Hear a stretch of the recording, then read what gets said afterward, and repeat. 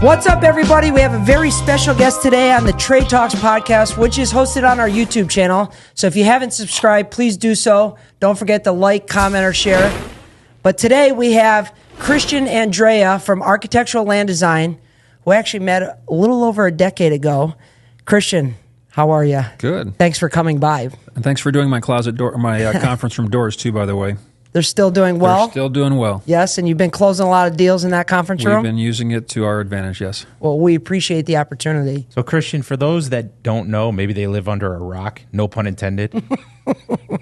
Tell us a little bit about your company and what it is that you do. We're a landscape architectural design firm. We pretty much design everything exterior to a residence or a building or a commercial project or whatnot. So that involves the planting, as one would expect, the grading, the drainage, the hardscape aspects, whether it's pavers, driveways, walkways, water features, wet walls, things like that. But everything exterior. The market for us varies a lot. So some seasons we're more commercially inclined. So a lot of downtown Naples buildings we're involved with a lot of public hearings, and it takes a lot of review to get these buildings approved. So there's a lot of hearings that are involved with there. So ironically, the landscape level is not very big, but it still plays a big role in that. Residentially, the market's kind of swinging back and forth. So we do a lot of beachfront properties, and Naples is an affluent area, so there's a lot of opportunity there to do a lot of design, and the city has a fair bit of rules that regulate how things are developed within those lots, as everyone's kind of testing the setbacks pretty frequently. If somebody like myself, let's say I came across a huge pot of money and I bought one of these teardowns on Gordon or along the beach somewhere, at what point does your firm get involved? So somebody bought a teardown, they have to design the house, so they find an architect, does the house, and where do you start coming in? I'd say 90% of the time the architect has that initial vision for the property, and as soon as images start to appear on paper, then we can start being there for the process. There was periods of time where we did like the early dream homes where we would sit with a whole team in a room with an empty piece of paper and kind of charrette an idea out. Those were fun times, but very time expensive, so a lot of time involved in doing that. Today, the architect tends to do that initial vision for the property, and then at that point, then we get involved. So you're collaborating mostly with a lot of other architects? Yeah, the architects are the main. Most of our work comes directly from the architects, so they assemble the team of who goes into the properties or design the property, and whoever's got the best skill set for whatever task they're trying to achieve. There's quite a few landscape architects in town, so we all have our little areas that we tend to focus in. I've seen a lot of names over the years, but never as much as I've seen your name across the plans that we see. And the level, I must say, the level of detail that you usually have within the scope that we're looking at is refreshing. Like, soon as I see your name on the edge of the plans, I'm like, oh, thank you. Because a lot of times when it comes to us, it's just drawn, let's say, glass railing. Well, there's a whole level of, that's like saying there's a tree. Like, which tree is it? Right. And so I enjoy looking at your plans. So I feel like we never do enough. Like we do the 3D stuff as a general rule of thumb to kind of convey. Because looking at a set of sections and details, whatever, you can get lost in the weeds there. But if you've got that vision, so you all get to see what the whole product's supposed to look like. We have a glass rail right now going in where we've been on this for 3 years, and a new thought came in that's changing it. But the vision of the model, we're aware of the job, helped create that. Yeah. So when it was a good call. Yeah. So, but programs and access and how people use these properties change from plan to once the building's structurally there and someone's walking through the space and they're visualizing, I'm not going to walk that way. I can walk this one. I can save a gate. Those things come as part of the design process. So I think we understand that, so we are constantly involved to the very, very end till your shop drawings are being developed to review that final set, and you bring to the table your expertise. Say, hey, this could be better if you did this. So we always rely on our subs to help make us better. I mean, we're enough to be dangerous, but we're nowhere near the expertise that you have. So we always enjoy learning from that. I have to say this: when I first met you, I know it was somewhere along the beach here. It wasn't Jaffe, but it was a house with an elevated pool where we were trying to put a piece of glass to prevent water from splashing over into some hardscape that was on the bottom side of an elevated pool.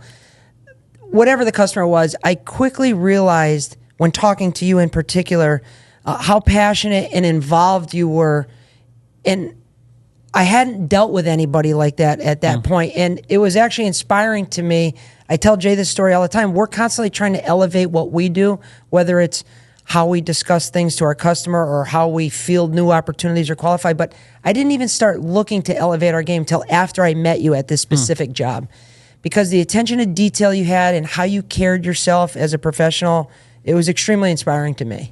Well, thank you. So you had a lot to do with the growth that we've had over the years. It's funny. Years ago, before we were 3D and things like that, we dealt with a contractor, and I've forgotten his name at this point, but it's been 30-some years now.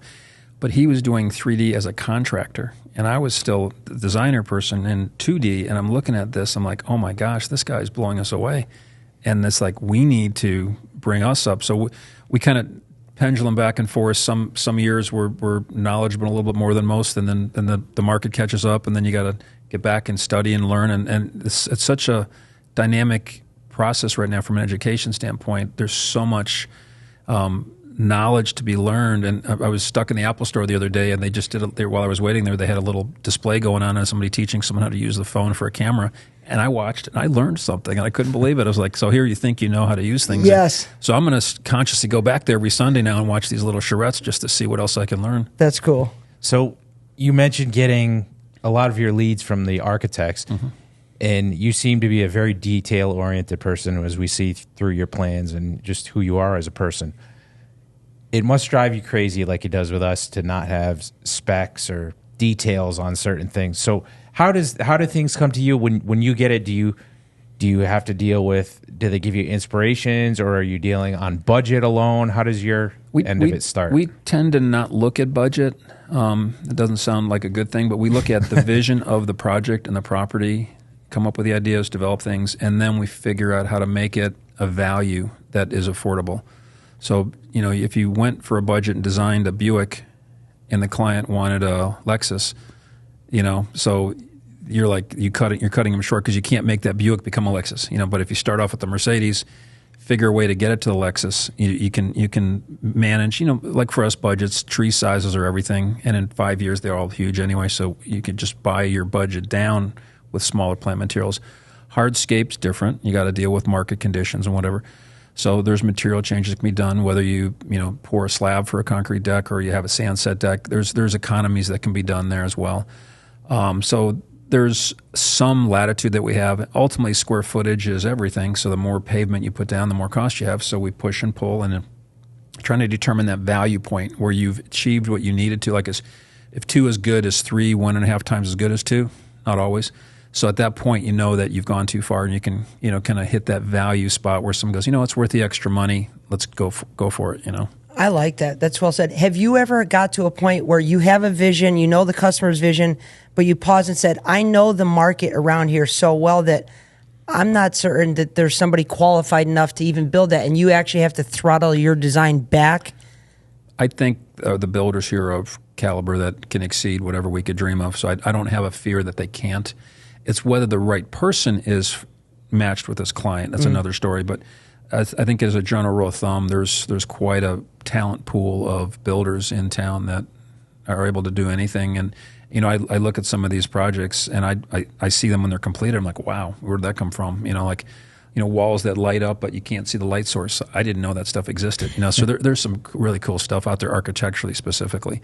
Landscape, hardscape, those are pretty. I don't think there's anything terribly new. Materials and finishes, and whether you do porcelain tile or stone or whatever, those are finishes that change. But at the end of the day, you still have a slab, a structure, and the basic building blocks that we all have to work with. You mentioned the pool railing that you were working on currently, and we saw in one of your plans, we saw great detail of the pool railing. With things like what we deal with, there's constantly changing codes, as I'm sure is part of yours as well. So if you're putting something into a spec, how do you keep up with that? And if someone comes to you, because we deal with it all the time, we see architects will send us a plan and we say, you can't do that here. This isn't to code. How do you handle It's that interesting that the situation? code world is, it's funny, I've been working for, I don't know, 30, 35 years, whatever it is. I probably have a lot of rejections these days when 20 years ago I didn't have as many. Yet I feel like I know way more. But in turn, the rules have gotten tighter and more restrictive.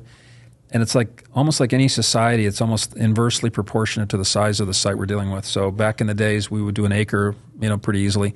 Now we're doing, Postage stamp. a tenth of an acre, but it takes 10 times the energy to do that tenth of an acre. And especially in the city's aspect from a development downtown, they're maxing out these envelopes. And the permit regulations, we have things that take years to get through the permit process and approval process that just are long, and then multiple public hearings. They have design review boards in place to, affect the quality of the design and whatnot, and there's comments back and forth. And then the logistics of building, anytime we make a change, we have to go back to the public hearing and explain the changes we're proposing.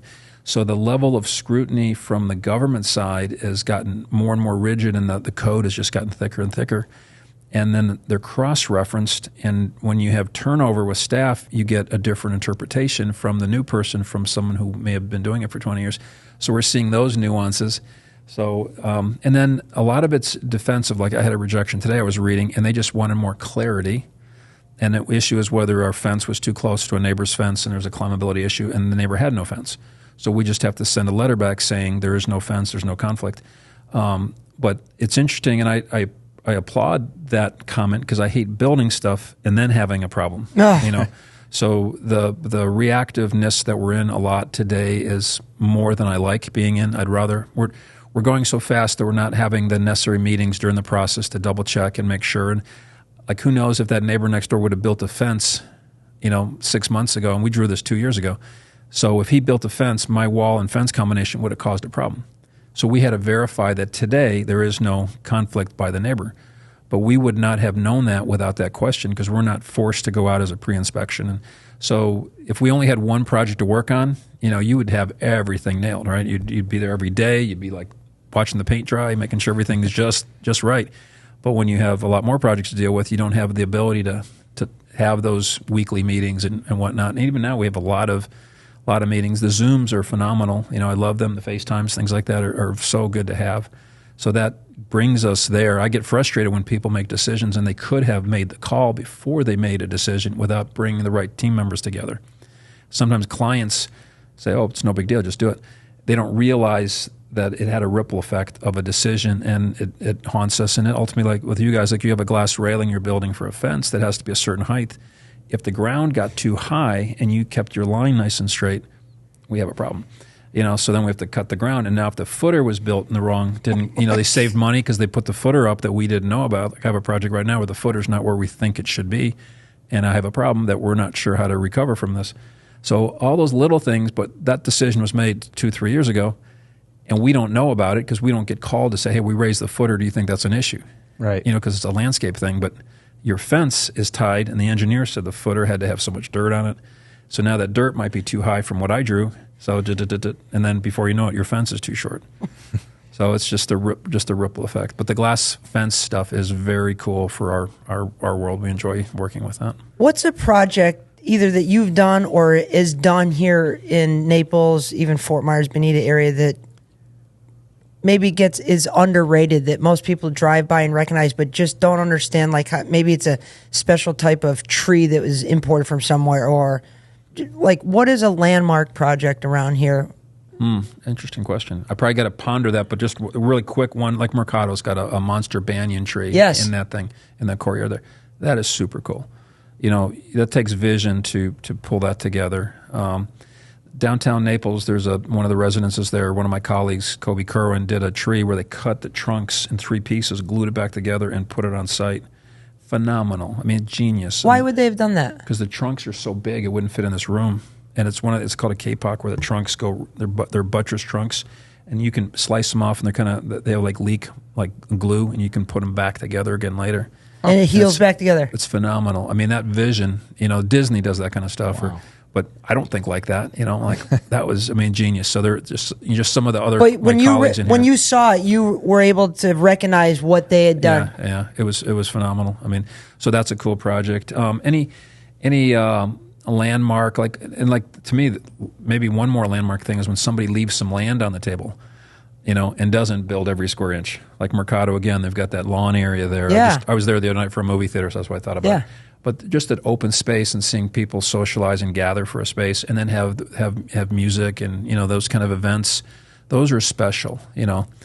If that had been developed as another condominium or another thing, it's still a nice product, but you don't have the open space, so we're slowly nibbling at a lot of the open spaces. That's funny you say that, because one of the most memorable open spaces that I remember that's no longer here was at the Naples Beach Hotel on their Sunday afternoon kind of sunset parties. I remember going to those, The kids, when my kids were younger, they could run around out there. The adults could have an adult beverage if they wanted to and watch the sunset. Yeah, there's not a lot of places like that. There's a place I've gone to a handful of times up in Lake Placid, Florida, where it's a small, charming little town, and they've created a little...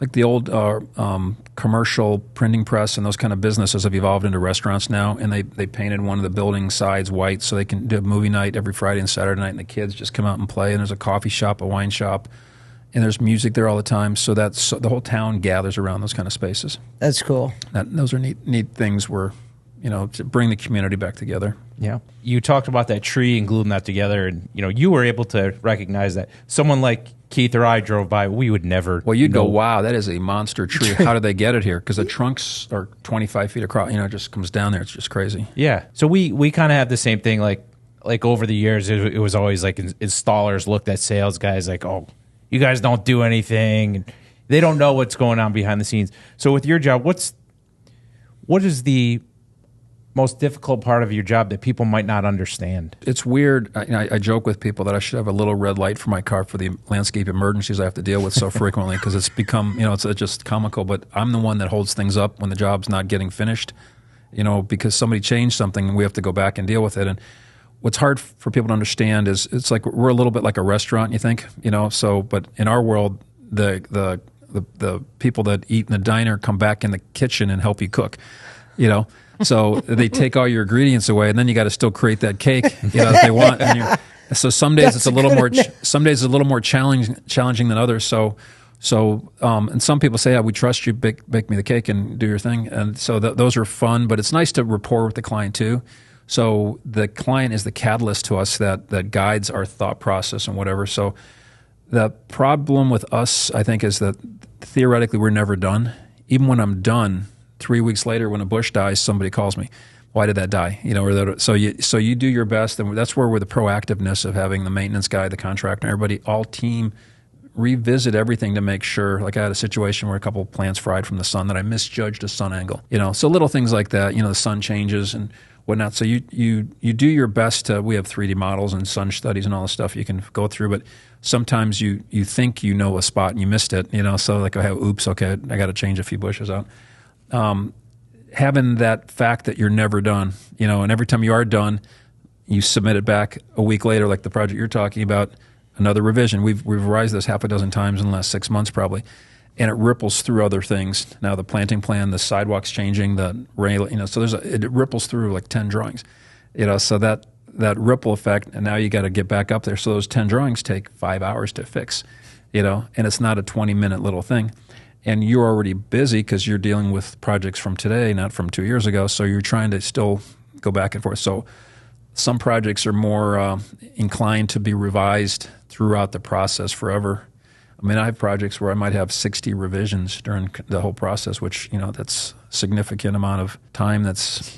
And the risk of errors increases every time you make a revision. What did it affect from other trades or, other facets of the design?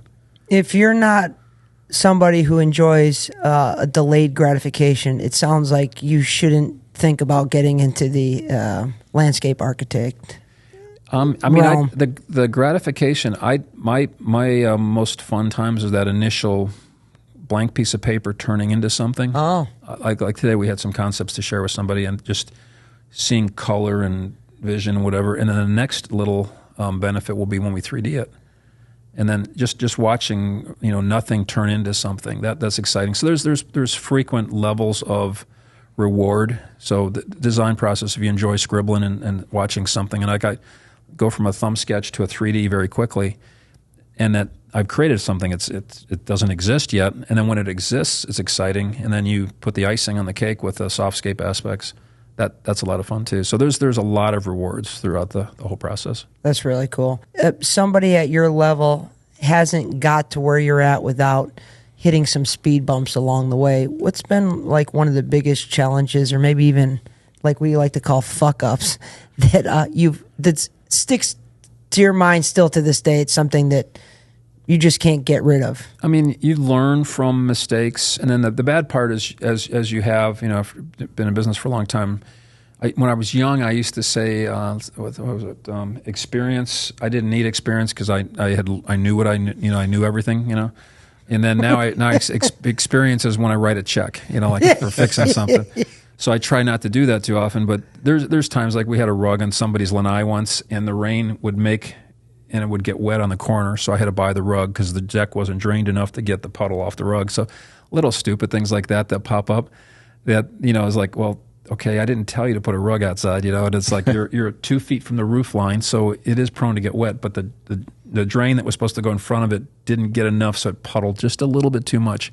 So little things like that. But I mean, every day, I have more, I not necessarily every day, but there's always a permit issue, a common issue. I mean, we have a lot of projects that are active. We do, 150 projects a year, whatever, and it takes 2 or 3 years to build these. So somewhere there's 300 or 400 projects that are in different forms of development, construction, design. And if they all called me one day, that would be really bad, But, every day there's 2 or 3 of those phone calls coming up. Oh, you got to change. I need this or that. So there's a constant, So we're consciously trying to be better about getting the plans done before they break ground. Right. We've learned over the years that we tend to do softscape during construction because it always changes. Whether the neighbor next door gets knocked down and it changes the design, whether the homeowner went to Europe and came up with a different vision for something. So once they visualize that structure or looking at a window, the view's compromised or not what they want it to be, there's always that revision.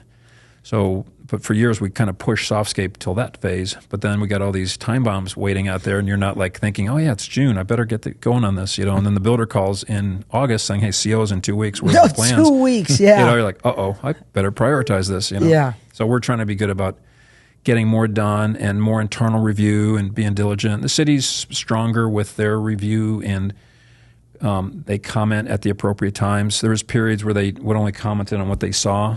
What's weird for people to understand, we draw a plan, goes in for permit, but until you get the pool permit, the driveway permit, the fence permit, the deck permit, there's a fire pit permit, the propane tank permit, you don't have a permit. They're like, it was on the plan. I go, yeah, but you didn't permit that. They just looked at it. They permitted a house is all they did. So everybody's like, well, we permitted all that. And I go, where's the paper? Until you pull the retaining wall permit, you do not have a permit.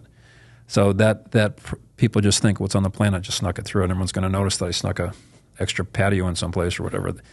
It's until you pull that document, and that's I wasn't aware of that. Yeah. I guess I just overlooked that. And then the weird thing too is, as the code changes, whatever the code is at the time of your permit for that pool fence, flowers, not what you started with. So for a while there, the pool fence was in jeopardy, and the codes were changing, and the pool setback in Naples, for example, changed, and we had a home under construction, and then we pulled the permit 6 or 9 months later. The code had changed. So now what we drew would no longer work because you can't have equipment in the setback in the city of Naples. That went away about 10, 15 years ago. So during that process, anybody that hadn't pulled a pool permit had to redesign and figure out. We had a courtyard house that touched all setbacks. Where's the equipment go? So you're like, uh-oh. And we thought, well, you're vested from the time the building goes in for permit. It's not the case. It's the time your actual permit goes in. So we encourage our builders to permit everything now, but they usually don't have a pool contractor or a fence contractor on board when they're doing the house permit. That comes later. And that's a missed potential problem. Because if the code changes before you get your stamped permit, you're subject to have to comply with the newest one. But Correct. Reverse, if you did get the stamp permit, you're safe. So almost like grandfather to the previous. But you have to not let it lapse. So you have to keep that permit current. And there's a limit to windows. So that's why builders don't like to permit too early, because they have to extend the permit. Man, this is a lot of good stuff. So there's lawyer legal stuff that gets in there, and then depending where Naples has got a complex set of rules, and again, it's because it's smaller. So my little 1/10 of an acre analogy coming into a smaller spot, the amount of energy to that little bitty postage stamp lot in Naples, I could draw a 100,000 square foot house in Collier County for the same amount of energy, because it's open land. I'm not touching every setback, But there you're like 7.5. Is a stucco crossing the setback? Those are the conversations we get into. How tight are we here? And just you're into millimeters now, and we have disparities of height, and it's like you lay a blanket over a parcel. That's your limit to how high things can be within that blanket. So as you get closer to the edge, you have to get lower, and gets kind of complicated. And where's the reference point? Some are crown of road, some are grade. So depending on what the grade is of your neighbor, detects what you can do here. So it's a complicated thing. And then we have to deal with engineers. They design a storm drain where they hold water on the property so it doesn't adversely affect the discharge, reduce water quality and whatnot. So that plays in our world too. So we don't draw that, but we coordinate it, and we do our best to get what we want it to look like. Sometimes we get stuff that we can't work with, so we have to work to try to vary it more or modify it to make it more effective for not impacting what we're trying to create. That's wild. So it sounds like a vindictive neighbor that may not want you to build there could do certain things to their land. If he dug a hole along the lot line, he could spoil my day pretty good. Yeah. Oh, man. Yeah, I never thought of that, but that would not be good. Well, there's plenty of them out there. So you've been in business over 30 years now. I think 93 we started, so whatever that comes to. Yeah, 31. And then prior to that, I was on the East Coast from 85 to 90, and then I came here from 90 to 93, worked with Joanne Smallwood. She was a design build firm here in town, very talented, and did a lot of the Naplescape. She was credited for that. She actually got to go to the White House and got an award for that. Wow. So Naples 41 Medians earned an award for her from the White House. That's really cool. Yeah, it put Naples on the map. Picture 41 without any landscape in that, with just pavers and whatever. So she was the one that kind of visioned that. It's funny you say that because I talk about that a lot to people. I think it's something that isn't said enough because we travel. I'm sure you've traveled many other cities in the country. And one thing that sticks out to me is you could drive from here to Fifth Avenue, so where we're sitting here in North Naples, and not see one piece of litter, but also see a perfect median that's manicured. It almost looks like you're driving through Disney. I forget how many miles of roadway in Collier County, but it's a huge number. I want to say like 200 miles or something like this. It's a crazy number. And the amount of money, dollars in maintenance and operations, it's a significant effort that the county funds and supports and whatnot. But you drive through I drive through some places and I'm like, where's their code? Like there's no trees in the parking lot. Like this is terrible. And how is this? And even there's places in here that are under code just because no one's paying attention, and I'm like, come on, guys, put the trees in. I can tell you're missing your buffer and whatever. Yeah. But it's to me, it's a given. You're supposed to have these things, yet you go to other places, like you say, and it's just such an urban forest. And, they call it heat island effect where it gets super hot, so the trees provide shade and a sense of community and all the good things. It's beautiful here. You've probably learned a bit after being in business for so long. What piece of advice would you give your younger self just getting started? Ooh, yeah, you're just starting. What would you take away from everything you have now? It's funny. If I had life to do over again, if I was to say that, as much like I work a lot, so I'm an 80 plus kind of hour work week guy. I probably would tell myself, put 5 hours a timesheet on, not to work the 80 hours. Cut back a little bit. You don't need to work the 8, but you get into it and it becomes the norm very quickly, and you work frequently. We have part of our offices in a different time zone, so we run 24 hours a day. So at nighttime, in the morning, we touch base, and in the night, so we exchange. So work just continues to flow. So I could start some at 5 o'clock, and by 6 o'clock in the morning, it's back, and we're producing. And so I like that, but it keeps me awake though too. So you don't turn off enough, and even weekends, it's kind of hard to not carry. Like I always promise, okay, tomorrow. Tomorrow becomes Monday, which means I have to work Saturday and Sunday. And probably the younger self would be to take a little more time to enjoy the path, the journey, instead of getting in the trenches of working so much, so it's like the headstone thing says, you never say, I should have been in the office more, so probably that would probably be a regret that I would probably re-envision. It's funny.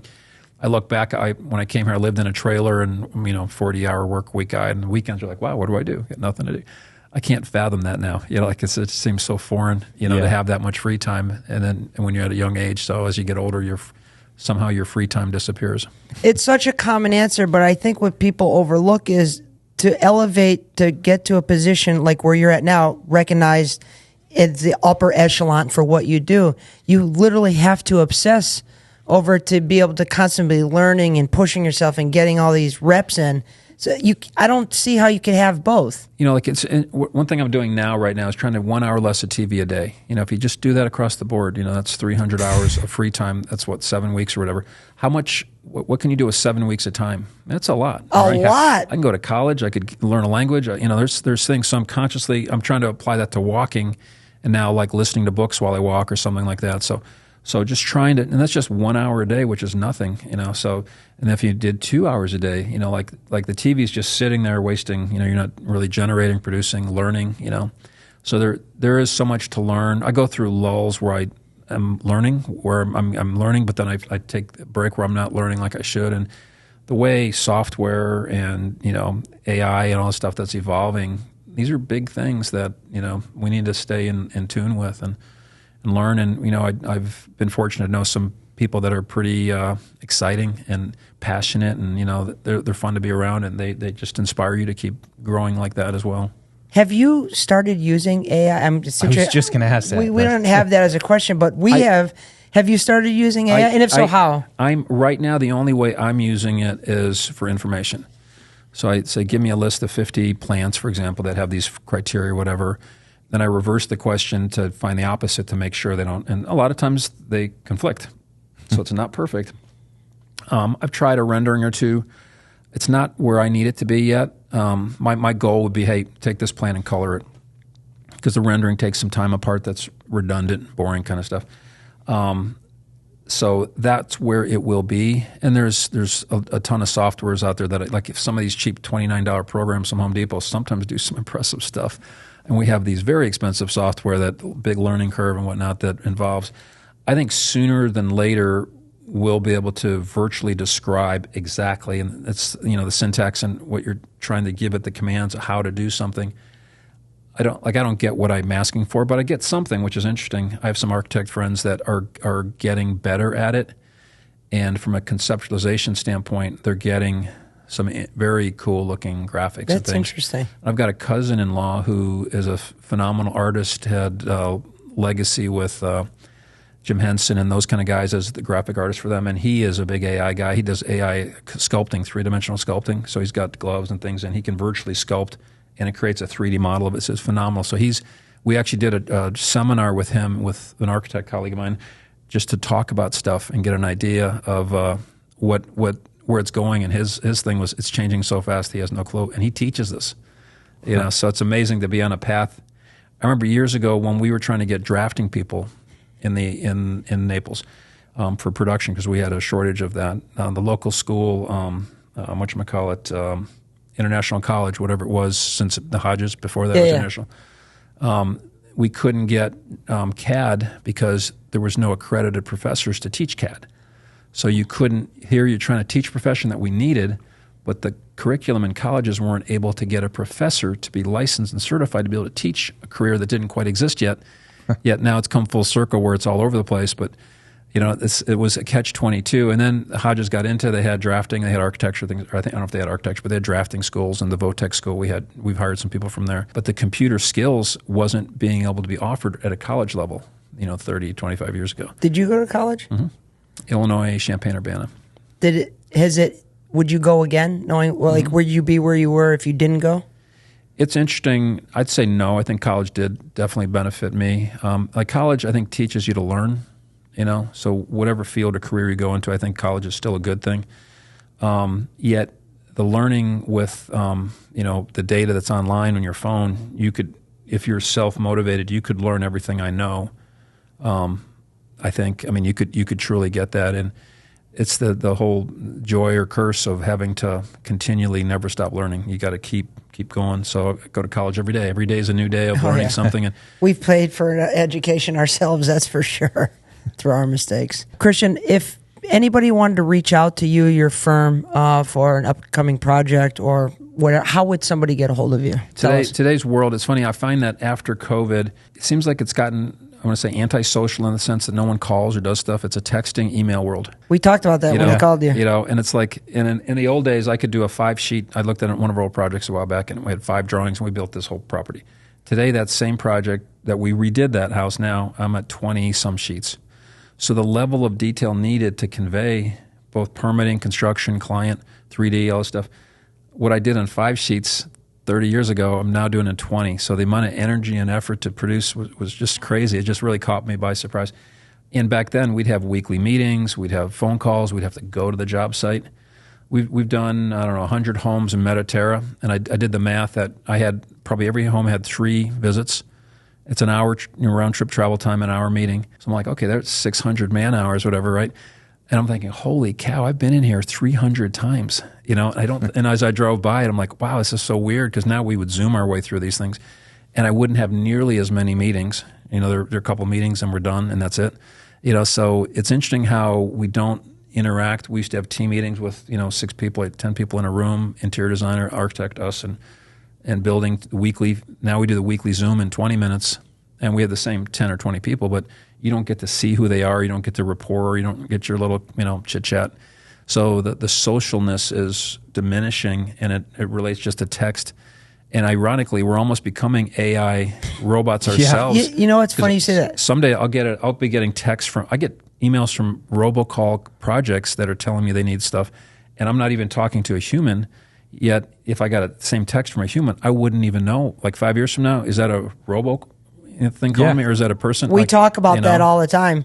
I mean, I feel I'm so connected to it. Sometimes I feel the thing vibrating, but it's not on me, and I go look at it, and it's ringing. It's almost like I'm connected to this thing. Or you ever leave the house and leave your phone at the house, and you're like panicking as you're going to Home Depot. Panic attack. Like, what happens if somebody needs me? Like, oh my gosh, like the world's over. You do feel and I feel that's not right. You shouldn't feel like that. But I did that one day. I went out to, actually, ironically, I went out to Home Depot, and I left my phone at home, and I was going to turn around. I said, you know what? I'm going to try it like old school. And after about 15 minutes, I got over the initial shock, and it felt good. It was like it's like you leave your oxygen mask at home. Can I walk around? Yeah, am I going to die? Yeah. The apocalypse is coming. Well, that's going to wrap up our show here with Christian Andrea from Architectural Land Design. We appreciate you coming by. If anybody is looking for a professional, and we can tell you from seeing it firsthand, he's definitely, feel free to check out his website. And don't forget to subscribe to our podcast. But until next time, we'll see you then.